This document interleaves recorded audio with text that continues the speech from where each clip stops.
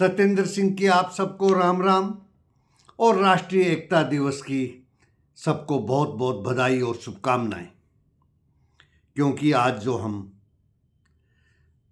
भारत को जिस स्वरूप में देख रहे हैं, अंग्रेजों ने आज़ादी देते वक्त इसकी कल्पना नहीं की थी। उन्होंने सोचा था कि ये देश अलग अलग रियासतों में बटा हुआ है, राजा रजवाड़े नवाब, और ये कभी भी एक नहीं होंगे।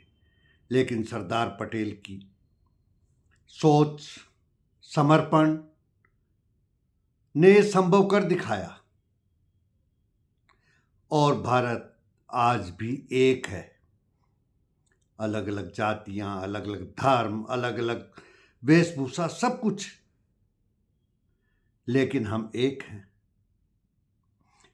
इसके लिए हम सबको हमारे आदरणीय सरदार वल्लभ भाई पटेल का आभारी होना चाहिए और हमारी संस्कृति के अंदर जो जुड़ाव की ताकत है उसने हम सबको जोड़ रखा है।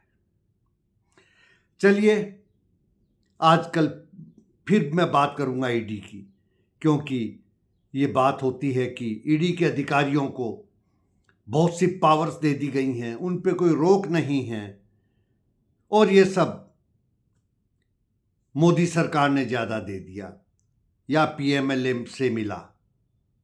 दोस्तों, सच्चाई तो यह है कि ईडी, जो कि फॉरेन एक्सचेंज रेगुलेशन एक्ट 90 को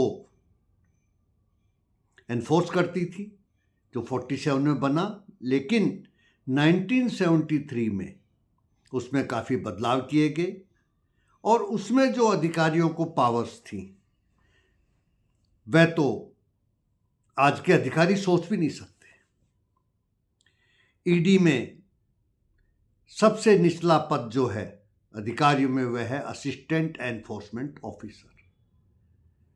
आप इसको समझ सकते हैं कि income tax inspector, custom inspector उनके इक्विवेलेंट।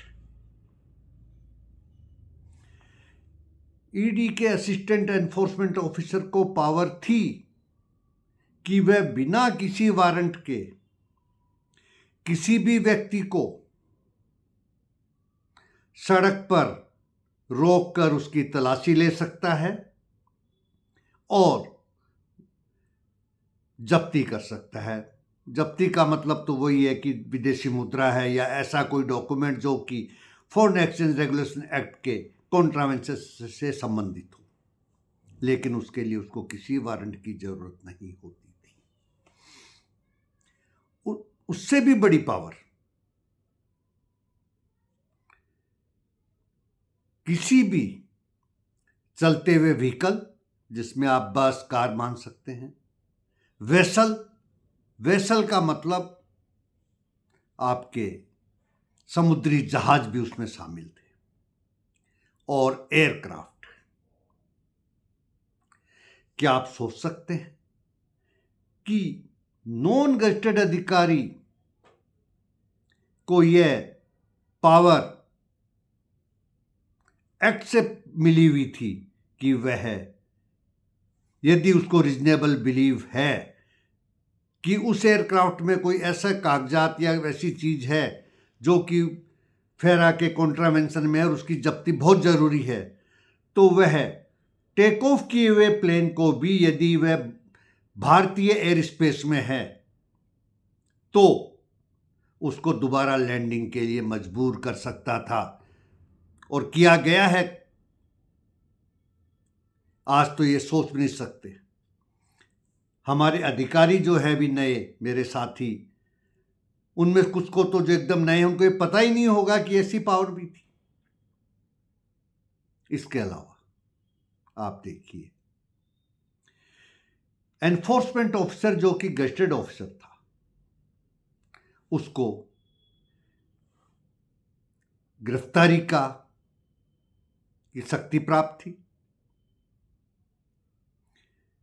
और गिरफ्तारी ही नहीं, उसको जमानत देने का भी अधिकार था। जैसा कि station house incharge, police station के इंचार्ज को होता है सीआरपीसी में, आज ये अधिकार भी नहीं है। तो ये आरोप के अधिकार हैं, दुरुपयोग होता है।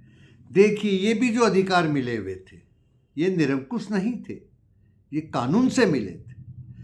सबसे ज़रूरी होता है इसमें कि उस अधिकारी को जो कि ये एक्शन लेने जा रहा है, उसको रीजन टू बिलीव होना चाहिए। और रीजन टू बिलीव का मतलब ये नहीं कि उसकी मनमर्जी है, वो लॉजिकल होना चाहिए। क्योंकि हमारे देश की व्यवस्था ऐसी है, हमारी कानून व्यवस्था है, जो कि उसके इस तरह के निर्णयों को की समीक्षा करती है, और यदि वह निरंकुश या गलत तरीके से लिए गए हैं तो सबको रद्द कर देती है। तो कोई भी शक्ति है वो निरंकुश नहीं है, न तब थी न आज है। क्योंकि हमारा भारत देश में संविधान है, संविधान के हिस्से हैं, इंस्टीट्यूशंस बने हुए हैं, जिसमें कि अदालतें, हमारी न्यायपालिका का मुख्य उद्देश्य यह है कि वह कार्यपालिका के कार्यों पर नियंत्रण रखें कि वह अवैधानिक गैरकानूनी कार्य तो नहीं कर रहे हैं। इसलिए आज भी जो लोग आरोप लगा रहे हैं ईडी या अन्य संस्थाओं पर, मेरा उनसे हाथ जोड़कर निवेदन है कि हमारे देश की संस्थाओं पर विश्वास करें। हम लोकतांत्रिक देश हैं, यह कोई बनाना रिपब्लिक नहीं है, या हमारे पड़ोस में जैसे कुछ नाम के लोकतंत्र हैं उस तरह से नहीं है। आज मैं सिर्फ इतनी ही बात करके अपनी वाणी को विराम देता हूं। जय भारत।